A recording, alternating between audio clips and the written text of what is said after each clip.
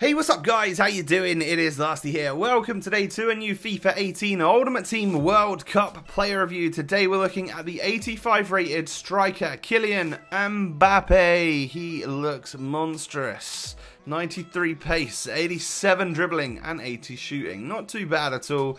We have a 5'10" striker here with the high medium work rates, and as we know, he is right footed, but he's got the awesome 4-star skills and 4-star weak foot combo, so you know you're going to be able to comfortably shoot on that left foot as well. So I have a couple of squad options for you today. The first one mixes it up a little bit. We've got a mainly South American squad with the icon Rui Costa helping to link up Mbappe to Paul Pogba there, so he gets enough chemistry links, and with a European manager we'll be on that full 10 chemistry. And then this right here is more or less the exact squad that I used him for the entire time. Sometimes the cam change, the centre backs, you know, I switch it about a little bit, but Mbappe always played as the left striker in the 4-1-2-1-2 alongside Timo Werner. So moving into the in-game stats then, he looks pretty good. I'm not gonna lie, as an 85 rated player, there's certain stats there which I'm very impressed with. You know, 95 pace is brilliant. I don't feel like we need to boost that though. Let's go with a sniper chem style today, because it's gonna boost the dribbling and shooting of this player.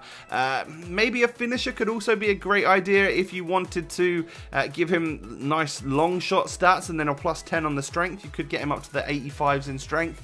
However, I just feel like centre backs seem a lot stronger than my strikers on this game, so not necessarily having strength in this game mode, whereas it's quite important and useful in normal FUT.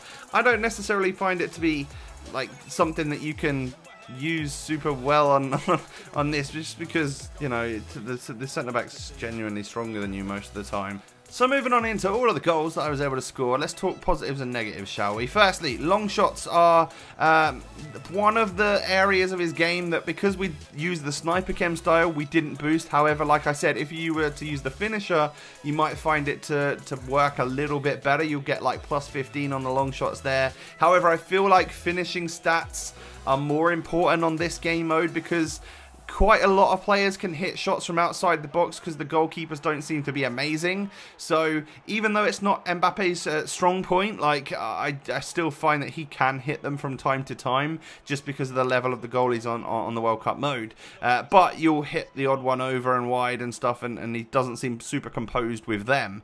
But the next thing I don't like, obviously the strength, like I've said, is 75.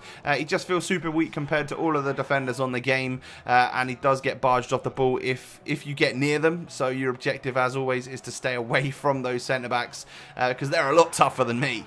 But moving on into the positives then, we start with the pace. He is ridiculously fast. One little heel click and you are going to be away from those defenders and they're not going to catch you. Like, I genuinely felt like he was up there as quick as Cristiano Ronaldo, if not quicker. Literally, he might even have more pace on his item than Cristiano. Now, the combo is what I've written next in the positives list, and that is Mbappe's got amazing acceleration and sprint speed. He's also got great agility and balance, and his ball control and dribbling are pretty top notch as well, not gonna lie. Weaves with the ball nicely. Having those 4-star skill moves at his disposal also incredibly useful.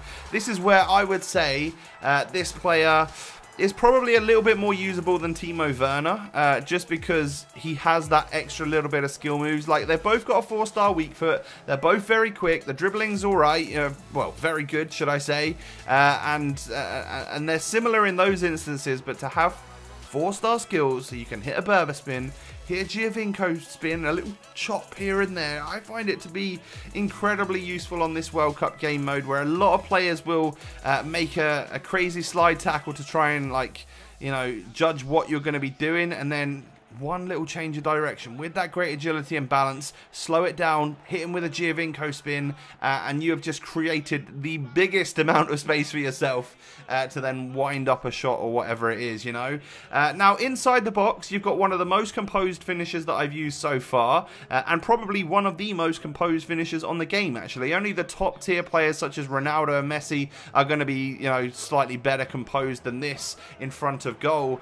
So I mentioned earlier, long shots aren't necessarily his forte, but inside the box is where he really shows his composure. And then about his shooting, the shot power, the weak foot, the finishing, all of that stuff, it's all in his locker and he can hit them for days. I just recommend most of the time shooting from, like, let's say 20 yards or in. So I don't think I would count that as a long shot, but maybe some of you, if anything outside the box, might count it as a long shot a little bit. But yeah, ridiculous player, really, really quick, like, amazing finishing. He's exactly what you want in your European squad, that's for sure. So as you can well imagine, I really like Mbappe on this game. Thanks so much for watching, guys. I hope you now know whether it's right for your World Cup squad, and I will catch you next time. Peace.